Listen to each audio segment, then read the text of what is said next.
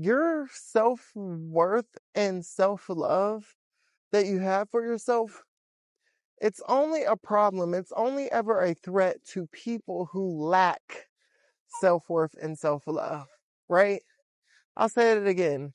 Your self-worth and self-love that you have for yourself is literally only a threat and an issue to people who lack self-love and self-worth for themselves, right? And that makes complete sense, because how can you expect someone who don't even know what self-worth or self-love is, how can you expect them to really appreciate, respect you that has it and really understands what it is? How can you expect them to, and they don't even have it? They don't even know what it is or have an idea or understand you, because everything that you do is always going to be looked at as offensive to someone who doesn't have it, because they lack that mental capacity to understand you or see you in your true light, right? So I'm just saying, I just made this video to help people out there, because if you're someone like me, you know, who is a high vibrational individual, and you have learned how to cultivate self-love for yourself and you understand your self-worth, you are always going to run into issues with people who are not like you, who don't have the same like mind as you, right? Like that will never go away. That's something that I had to realize, like when dealing with other people, you know what I'm saying? Because there was a point in my life where I really couldn't understand, like, why are people acting like this towards me? Like, I'm celebrating myself. I'm just enjoying life. I could have been, you know, happy about some win that I've just experienced. You know what I'm saying? Proud of myself, motivating myself, encouraging myself, loving on myself. And I couldn't understand why certain people felt like, oh, me celebrating myself is selfish, or me celebrating myself is a threat to who they are, or me doing me is pretty much targeting or attacking them. Like, you know what I'm saying? Like, it's so crazy how when you are just someone who knows how to love on yourself and be free and be open to just knowing your worth and what you will tolerate and what you're not going to tolerate and what you're willing to accept and what you won't accept. It's just so crazy how people will make you the problem. You know, like somebody who doesn't and I understand this because as someone who I've came a long way myself, like there was a point in time where I didn't have self-love and I didn't have self-worth for myself.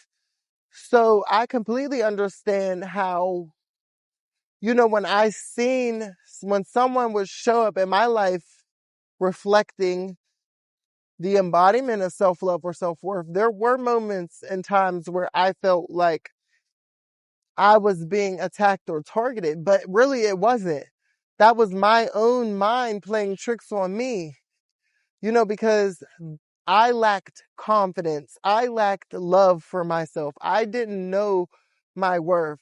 So when someone showed up and they reflected that they did love themselves, they reflected that they did believe in themselves and they were confident in themselves, it felt like they were targeting me. It felt like it was a slap in my face. It felt like them saying, hey, haha, look at me and look at you. Ha ha ha. I'm better, and you're that. That's what it felt like they were saying. That's what it felt like they were doing. But that was far from the truth. That was my insecurities screaming out to me. That was my insecurities trying to project onto them, because it was something that I lacked. I did not have the mental capacity to understand what self-love and self-worth was at that time in my life, right? So, you know, I'm telling you guys this to help encourage you to continue pushing forward, to continue loving on yourselves, and continue to be all that you are, because difficult people will try to come up and challenge you and target you because you represent something that they lack. See, it becomes a them problem and not a you problem. But see, that is the problem to begin with, because people like us who have self-love and have self-worth, we start to think that it's us, that we are the problem, when really it's them, it's their problem. We just have to learn how to stay detached from it. We just have to learn how to tell ourselves, listen, this is their projection. They feel a way about me. I don't have an issue with this person. I love myself. I know my worth, but they have an issue with me loving on myself. So that's their issue. That means that they lack love for themselves, because anybody who loves themselves, they're not going to hate on you or feel no type of way because you are loving on yourself. They understand where you are coming from because they love themselves. So someone who exudes self-love, confidence, and worth, they're not going to hate on someone who exudes those same qualities because they have those things in common. They understand each other on a fundamental level. So there will never be no confusion or no hate or no projection because they get each other. It's that simple, right? So, get comfortable with just protecting your energy, because don't let people stop you from loving on yourself. Never let people stop or block you or discourage you from celebrating all the good things that are in your life. Never let somebody try to dim your light or knock you down from off of your confidence of believing, trusting, and loving in yourself, because that is what will happen, right? They sense your confidence. They smell your love and your self-worth for yourself. And they smell it like it's just like you're cooking out. And it's a scent just in the air, in the atmosphere. It's like you have this scent on you that these people smell, right? And it's almost becomes like a drug that they can't get off of because they become so enamored by who you are, right?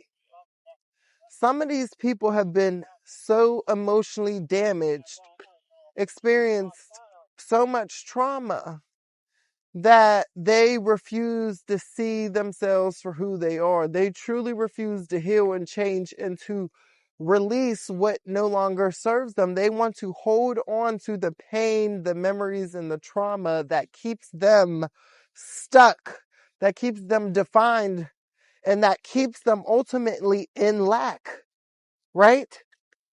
So then when they get around somebody like you, someone who actually put in the work, someone who actually is working on themselves, you become a reflection of something that they are not. Or you become a reflection of the work that they refuse to do. Maybe they know they want to change and they know they need to change, but it's too hard. Or maybe they tried and they gave up, right? But then someone like you comes along and you literally effortlessly are just embodying self-love, confidence. So again, you become a reflection of something that they are not. And so what oftentimes happens is, because you are reflecting something that they lack, it triggers an emotional response within them, right? I know, because I used to be triggered all the time by people. I would be triggered into an emotional response or reaction.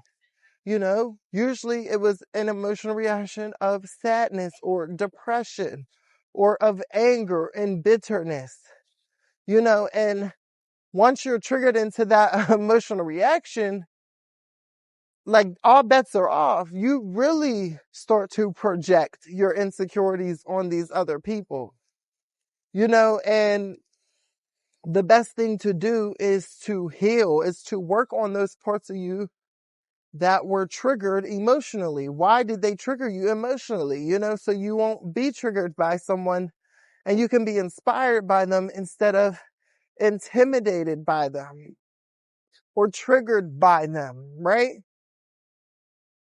Always focus on you and your growth, or if you do focus on your lack, focus on how you can get out of that lack mindset.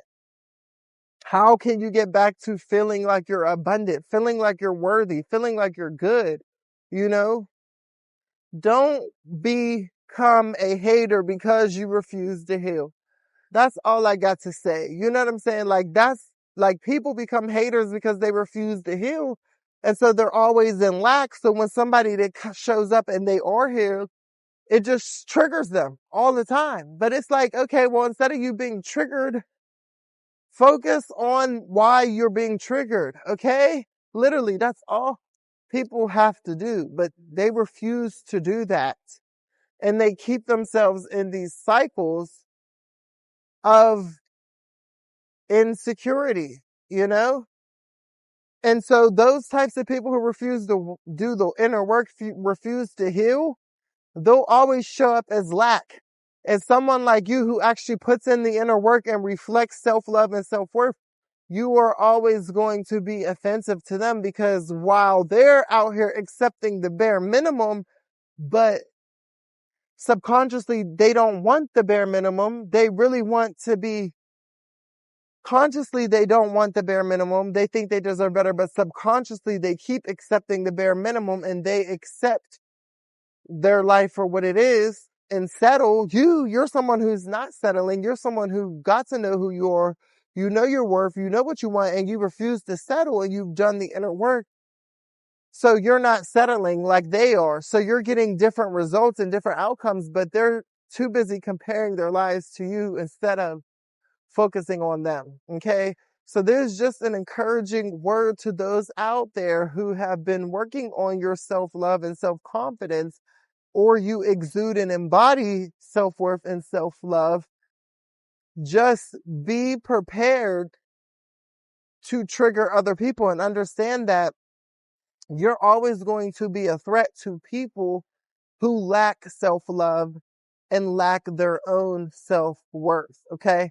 Never take it personal, never internalize it. Just allow that to roll right off of your energy, okay?